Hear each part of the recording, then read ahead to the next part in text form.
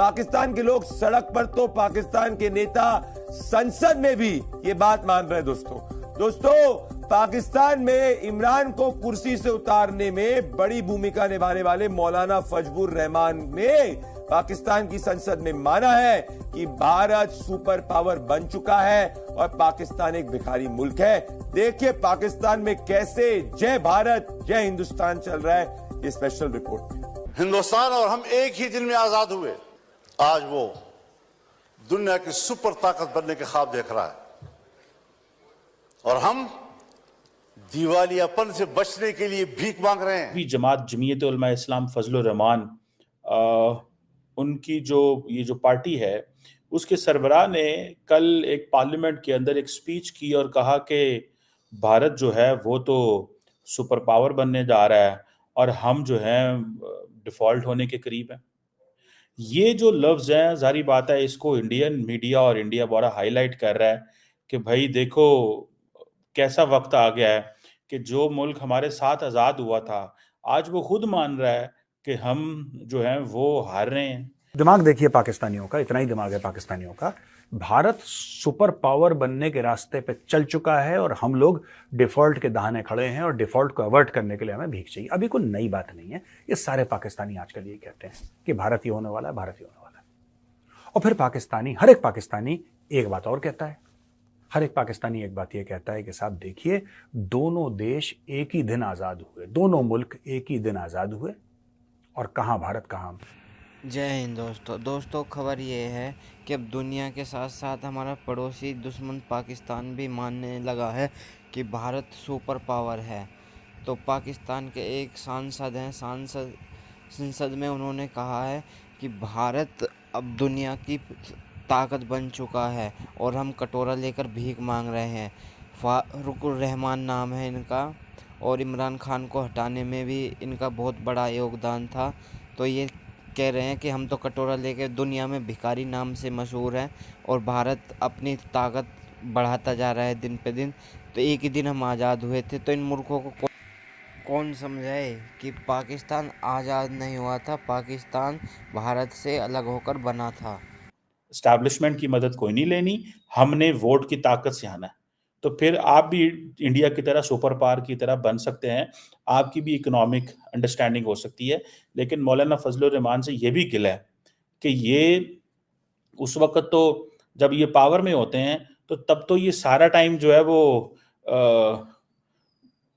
Dictators और authoritarian government से पैसे लेते हैं और जैसे तैसे इस्लाम का निफाज करना चाहते हैं। तब तो नहीं ये बोलते, तब तो खामोश रहते हैं।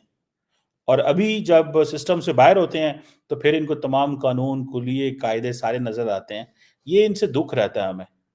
सो आप इंडिया को ज़रूर वो करें कि वो सही रास्ते पे है, लेकिन इंडिया का रास्ता जो है वो उन्होंने बड़ी मुश्किल से अडॉप्ट किया हुआ है, उनको भी बड़ी मुश्किलात रही हैं। दिमाग देखिए पाकिस्तानियों का, इतना ही दिमाग है पाकिस्तानियों का। भारत सुपर पावर बनने के रास्ते पे चल चुका है और हम लोग डिफॉल्ट के दहाने खड़े हैं और डिफॉल्ट को अवॉइड करने के लिए हमें भीख चाहिए। अभी कोई नई बात नहीं है, ये सारे पाकिस्तानी आजकल ये कहते हैं कि भारत ये होने वाला है, भारत ये होने वाला है। और फिर पाकिस्तानी, हर एक पाकिस्तानी एक बात और कहता है। हर एक पाकिस्तानी एक बात ये कहता है कि साहब देखिए दोनों देश एक ही दिन आज़ाद हुए, दोनों मुल्क एक ही दिन आज़ाद हुए और कहाँ भारत कहाँ हम। पहली बात मैं एक बात ये बता दूं कि जब अंग्रेज आया था वो पाकिस्तान नहीं आया था, भारत आया था। ठीक है, यानी कि जिसने गुलामी जो पैदा ही नहीं हुआ था, जब भारत को गुलाम करा था अंग्रेजों ने, जब भारत के ऊपर कब्जा करा था अंग्रेजों ने, तो वो आज़ाद कैसे हो सकता है। पाकिस्तान 14 अगस्त 1947 को बना।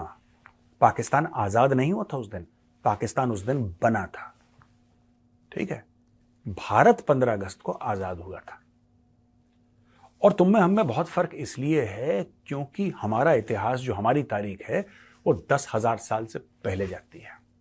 तुम्हारी तारीख तो अभी कल के बच्चे हो यार, तुम कल के बच्चे हो, नैपी पहन के घूम रहे हो हमारे सामने, लंबी लंबी छोड़ रहे हो। खैर देखिए, तो मौलाना डीजल साहब ये कहते हैं, मौलाना फजलुर रहमान साहब, कि डीजल ये कह रहा कि भारत सुपर पावर की, यार भारत हर समय सुपर पावर की ओर नहीं जा रहा था।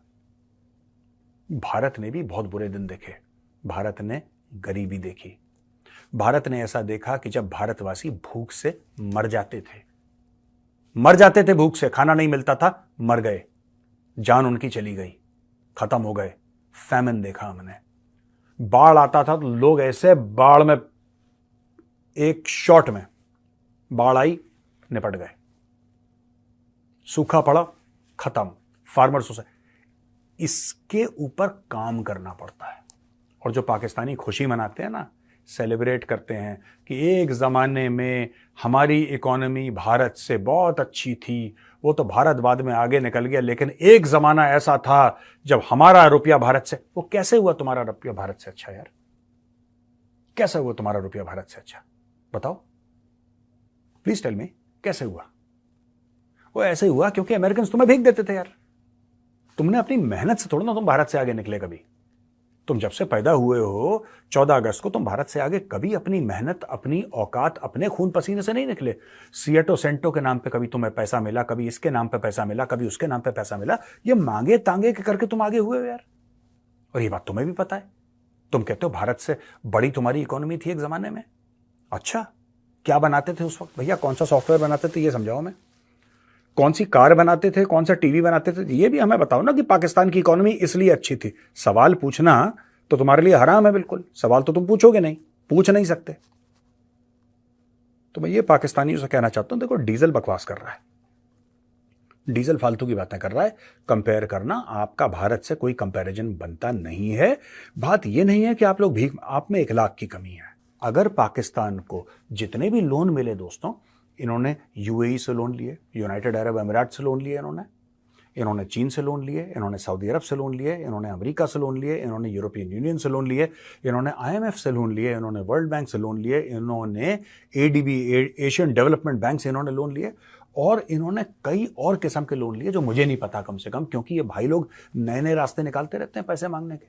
हमें पूरा थोड़ा ना पता होगा ये लोग अंदर ही अंदर क्या कर रहा है। इतना पैसा पाकिस्तान के अंदर आ चुका है कि आज की तारीख में पाकिस्तान को दुबई होना था, पाकिस्तान दुबई जैसा दिखना था।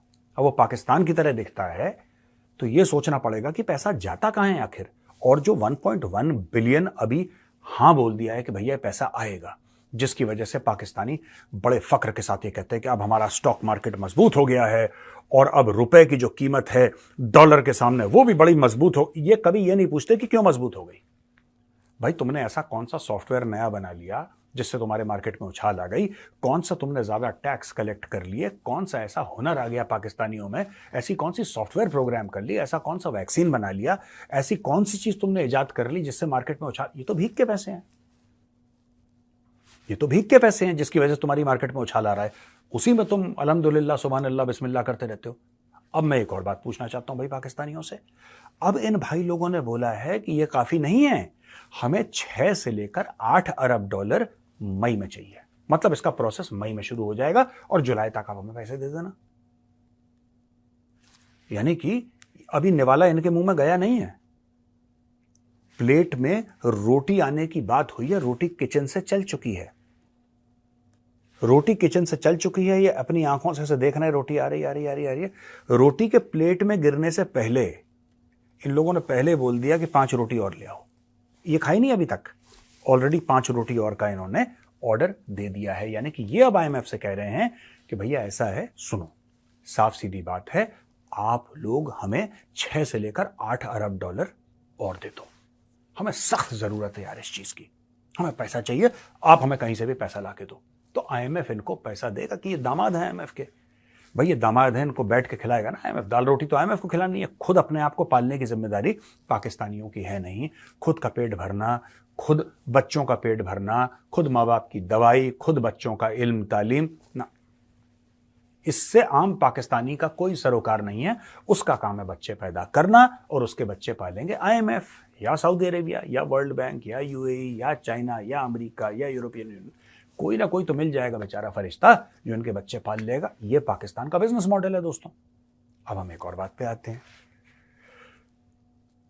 अगर पाकिस्तान को ये वाला लोन भी मिल जाता है माई वाला, तो पाकिस्तान के क्वार्टर सेंचुरी लगभग कंप्लीट हो जाएगी, 24वां लोन हो जाएगा। और पाकिस्तानी फिर बात कर रहे हैं दबे लफ्जों में कि सितंबर अक्टूबर में एक बार फिर से तीली लगानी है आईएमएफ को।